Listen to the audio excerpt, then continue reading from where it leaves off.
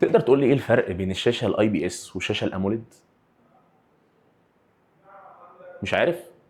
طب يلا بينا.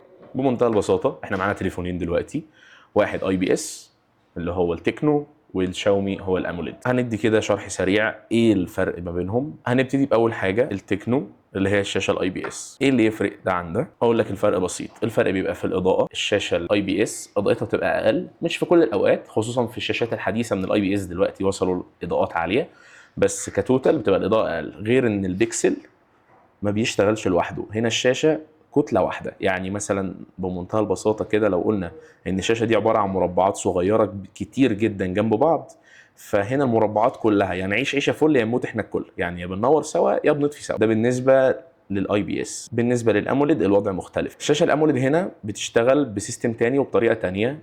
بتشتغل ان انت دلوقتي مثلا الشاشه منوره فالبكسلات منوره، بس ممكن لما تطفي الشاشه شويه بكسلات تشتغل. الاسود هنا معناه ان البكسل مطفي، الاسود هنا حقيقي، الاسود هنا البكسلات مطفيه، يعني كده الشاشه كلها مطفيه ما عدا الجزء ده منور جايب لي الساعه.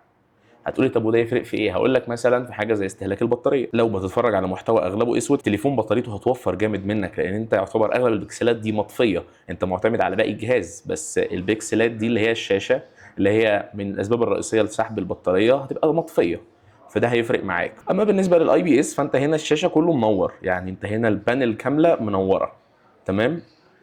ايه مميزات الاي بي اس؟ ان الالوان اغلبها بتبقى فيها حقيقيه اكتر، لكن الاموليد بتبقى مايله للدفء شويه، بتبقى مديه لون مايل للاحمرار شويه، ما بيبقاش واقعي اكتر حاجه، بس بيبقى مريح وحلو للعين. وما تنساش لو عجبك الفيديو تعمل لنا لايك وكومنت وسبسكرايب. كان معاكم حازم تك فيو. سلام.